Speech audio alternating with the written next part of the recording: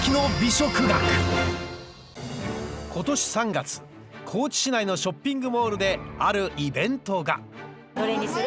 甘いのにしようか。選んでお客さんが選んでいるのは、これはそう、トマト。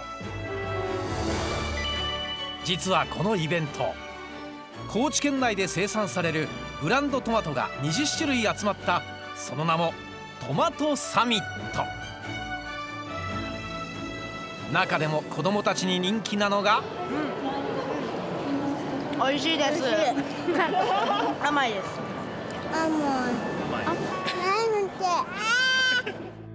子どもたちが甘い甘いと食べていたのはフルーツトマト。実がぎっしりと詰まった高知のフルーツトマト。その味に本当に果物と変わらない、特に甘い果物、衝撃ですよね。これは衝撃の甘さだという。さらに高知のフルーツトマトにはなんと1箱25,000円のものが。何においても甘い、一番美味しいと思いますね。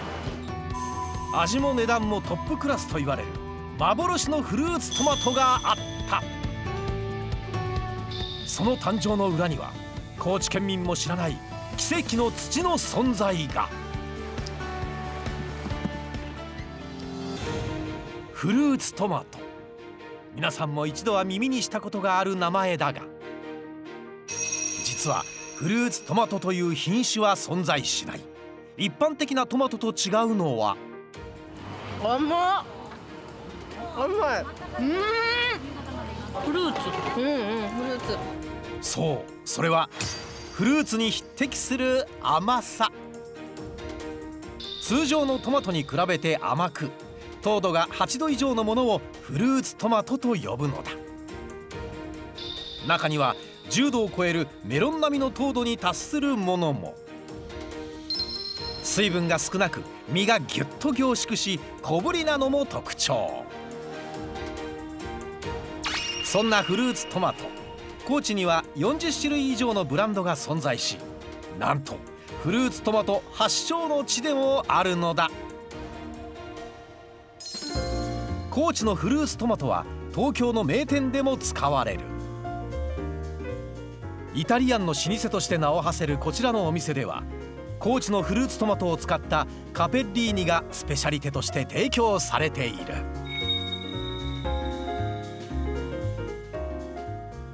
自分が初めて食べたのってそれこそ10歳ぐらいの時なんですけど、やはり衝撃ですよね。これは水分がやはりそんなに多くないので、味が凝縮してて、本当に果物と変わらないとは思います。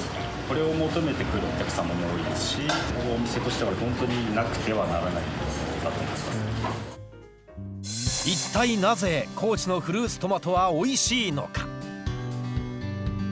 専門家に尋ねてみると、高知県の立地条件としては日照時間が長いと。特にその中でも冬場の日照時間が長い。冬場に長いということは糖を作る光合成に好適な条件、太陽の恵みを受けてじっくりと糖度が高くなっていくと。高知は国内有数の日照時間で、冬場でも十分な日光を浴びることができる。そのためじっくりと熟成され甘く育つというのだ。そして数あるフルーツトマトの中でも極上の甘さを誇り、一目置かれる存在のフルーツトマトがあるという。メロンや他のフルーツとともに並ぶこちら。しかもなかなかのお値段。いただきます。はい。早速いただいてみると、甘いですよね。めちゃめちゃ甘いですね。びっくりですよね。これいろんな人に食べてもらったんですけど、皆さんメロンやめてもトマトを買っていくぐらいすごく美味しいトマトになってます。フルーツトマトの中でもやっぱり徳谷トマト、この徳谷トマトっていうのがやはり一番美味しいです。徳谷トマト、これこそ高知の中でも特に甘いとされるフルーツトマトなのだ。高知市の徳谷地区で作られるフルーツトマトで、生産する農家はわずか 7,8 軒。それぞれの生産者に番号が付けられ、誰が作ったか一目でわかるようになっている。みんなそれぞれ味が違ってですね、その中でもこの52番栄田さんのトマトがやっぱり一番美味しいと思いますね。何においても甘い、コクがあるんですよね。そんな52番栄田さんのフルーツトマトはなんと1箱25,000円。一体どんなフルーツトマトなのか、生産者の栄田さんを訪ねてみると、我々の想像を超えるまさに奇跡と呼べる土の存在があった。一体なぜそんなにも甘いフルーツトマトができるのか、栄田さんを訪ねてみた。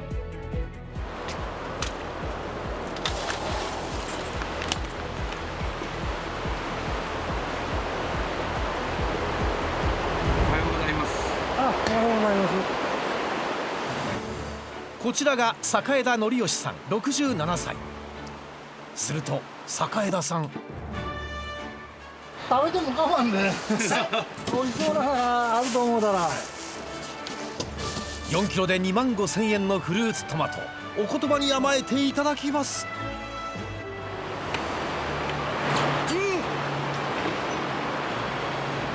甘いですよ。めちゃめちゃ甘いですよ。そんなことは分かってるよと言わんばかりの背中で黙々と作業を続ける栄田さん。そんな栄田さんのフルーツトマト、糖度はなんと13度。いちごにも匹敵する甘さだ。一体なぜこのようなフルーツトマトができるのか。台風が結構多く影響を与えちゅうやないのかね。お屋さんだからそうやって聞いちゅうけんの。台風？1970年、高知県を襲った台風10号。海に近い徳谷地区は堤防が決壊。海水に侵された土地は土壌の塩分濃度が高くなったという。通常塩分は植物の生育を妨げてしまうもの。この地でトマト栽培は不可能と言われていた。それでも苗を植えると翌年大半が塩分で枯れる中、わずかに実ったトマトがあった。そしてそのトマトはこれまでよりも格段に甘くなっていたのだ。塩分濃度のこの土のおかげで美味しいものができると思いますけどね。やっぱりトマトにストレスを与えて実が甘くしようと出すんじゃないでしょうかね。塩分の多い土のため十分に水分を吸収できず、ストレスがかかったことでトマトが甘く育ったのだ。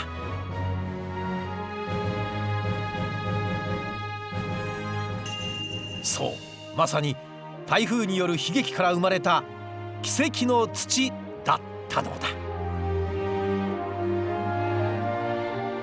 しかしそんな奇跡の土だが、引き上げたら一旦これ畝も壊して慣らして水を張って1ヶ月2ヶ月水をためて垂れ流して、それでまた一から畝を作って。気候などにより毎年土の塩分濃度は微妙に変わる。そこで栄田さんは畝を全て壊し、全体を水で浸してから畝を作り直している。トマト栽培において畝を作り直すことは一般的ではないが、塩分濃度を均等にするため一手間加えるのだそう。それでも微妙な違いでフルーツトマトが枯れてしまうことも。わずか50センチ、畝の場所が違うだけでこれだけの差が出てしまう。収穫前だと絶対もう水分が加減きね、こう雨が降ったら下がちょっとこうやってしけるけどな、土がそれで十分やけどな。さらに収穫前の90日間はほとんど水を与えないという栄田さん。極限まで凝縮させることで極上の甘さを生み出しているのだ。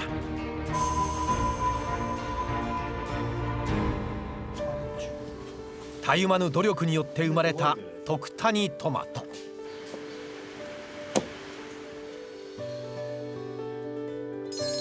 その味は地元の店でも大人気。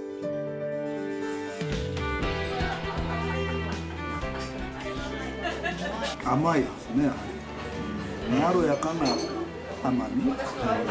なんか昔のトマトって酸っぱい感じがしてたんですけど、そういう酸っぱさは全くないですね。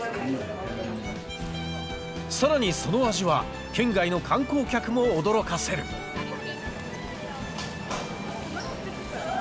甘い。美味しい。甘っ。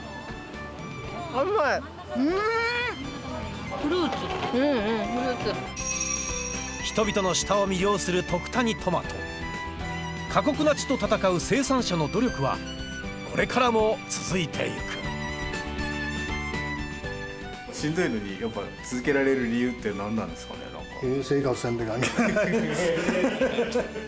まあほら皆さんには美味しいトマトを食べてもらいたいですきね。まあそれで頑張って作ってます。高知県を走る観光列車、日高村の草加駅に到着すると、あるキャラクターが何かを配っている。これはトマト？実はこちらの駅では休日になるとトマトを使って観光客を歓迎。そう、高知県日高村はトマトの村なのだ。合言葉は高知のトマトを全国へ。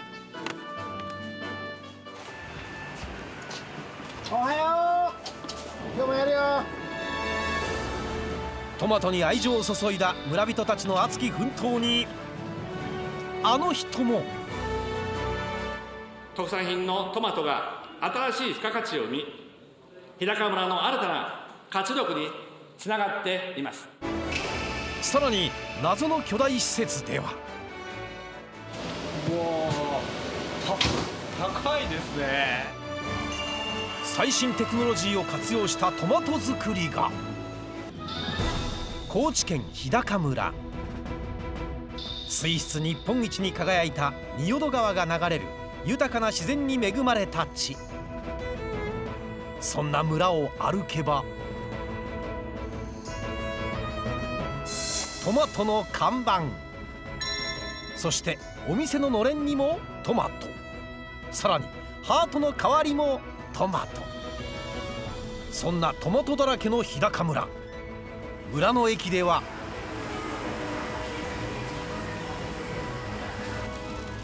真剣にトマトを選ぶお客さんが。中にはカゴいっぱいにトマトを買う人も。日高村のフルーツトマト、甘くて味も濃くて美味しいので、こんぐらい買って帰るんですか。そうです、買って帰ります。スーパーで売ってるようなトマトから言ったら全然違いますね、味が。どちらから来られたんですか。東京です。去年も来てここ美味しかったからここを目指してきたんです。今まで食べた中で一番美味しいです。お客さんのお目当てはフルーツトマト。日高村は県内屈指の生産地なのだ。そんな日高村のフルーツトマトを使った名物がこのオムライス。どちらから来られたんですか。香川から来ました。日高村のトマトが美味しいって聞いて食べに来ました。甘さが全然違いますね。たくさんの観光客が日高村のオムライスの虜になっている。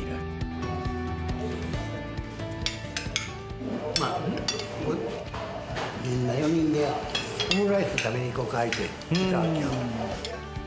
今やトマトは村のシンボル的存在。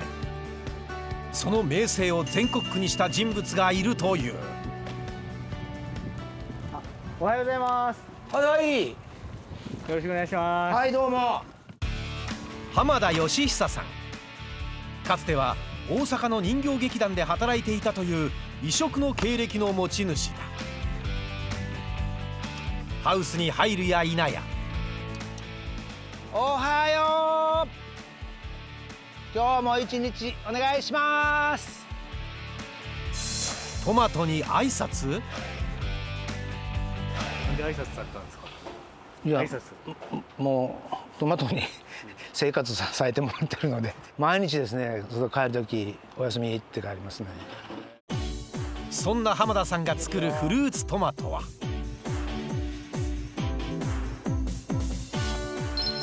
水の中へ入れると沈みっぱなし。これは空気が入らないほど実が凝縮されている証拠。日高村を代表する浜田さんのフルーツトマトは全国でも高い評価を受け、今から7年前に百貨店やスーパーのバイヤーが選ぶ日本一のトマトに輝いた。その理由を専門家は、トマトには理想的な温度に近づけるかなというところあると思いますね。仁淀川という非常にきれいな水が流れてるところの近くですから、水が豊富にあってそれをかけれるというところ。大自然の恵みを受けて育ち全国区となった日高村のフルーツトマト。村にあるノーズ小学校の給食室ではこのトマトを使ったある大人気商品が作られているという。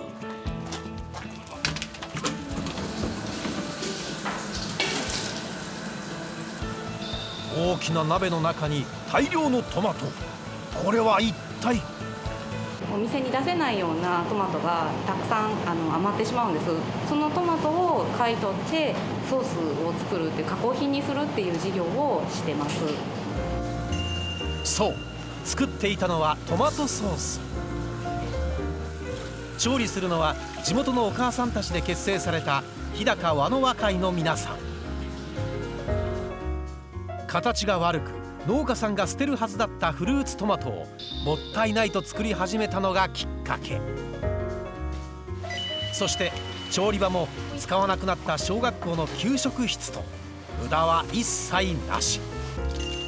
一流シェフのレシピをもとにお母さんたちの意見も取り入れた無添加のトマトソース。フルーツトマト特有の甘さにハーブを加えた濃厚かつ滑らかな味。販売すると瞬く間に通販サイトで大ヒット。今や大手百貨店から出店依頼が来るほどに。さらに鰹節が隠し味のトマト味噌。おすすめの食べ方は納豆と合わせご飯の上へ。ちょい足しグルメにぴったりとこちらも大ヒットを記録した。すると特産品のトマトが新しい付加価値を生み、日高村の新たな活力につながっています。これらの活動には安倍元総理も大絶賛。日高村イコールトマトって思ってもらえるぐらいのブランドに今なってると思うので、そのトマトを通じて全国に日高村が知られていったらいいなっていうふうに思いますね。高知のトマトを全国に。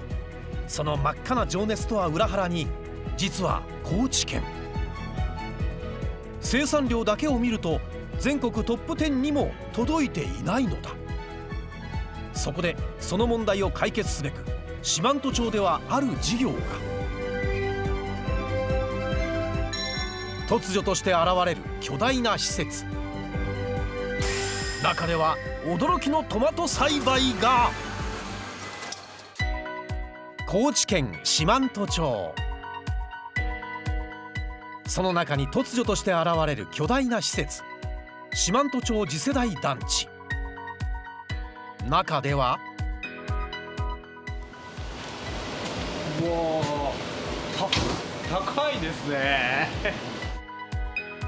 なんとも高い天井のハウスでは大規模なトマト栽培が行われていたのだ。この温室は実はヨーロッパのオランダから来ておりまして、オランダの技術を取り入れた温室になります。実はオランダ、九州とほぼ同じ面積ながら農産物の輸出額が世界2位。少ない面積で収穫量を増やす最先端の技術を持った国。そんなオランダの技術の一つを取り入れたのがこの高い天井。こうすることで茎は上に伸び、一本の苗から何度も実が収穫できるようになるという。夏場に向けての過剰な温度上昇っていうのをやっぱり抑えられるのかなと。低いビニールハウスですとやはり夏場の高温の影響を受けて難しいかなと思うんですけれども、ほぼほぼ1年間栽培することができます。さらに生産性を高めるためにこんな工夫が。実は苗が植えられているのは土ではなくヤシの実の殻。微生物を多く含む土と比べほぼ無菌の状態で栽培でき、安定した品質のトマトの生産が可能に。そしてこちらのハウス、最大の特徴はこの謎の物体。一体これは？温室の中の温度、湿度、炭酸ガスの濃度を管理してですね、それにトマトに最適なそういった環境を作り出すことによって収量を上げていくと。実はこれハウス内の空気を敏感に察知するセンサー。収集されたデータはコンピューターに集約。その状況に合わせて最適な栄養水が自動的に苗に送られるというのだ。こうして季節を問わず安定的にトマトを生産。なんとここで作られるトマトは高知県全体のおよそ 20% にもなるという。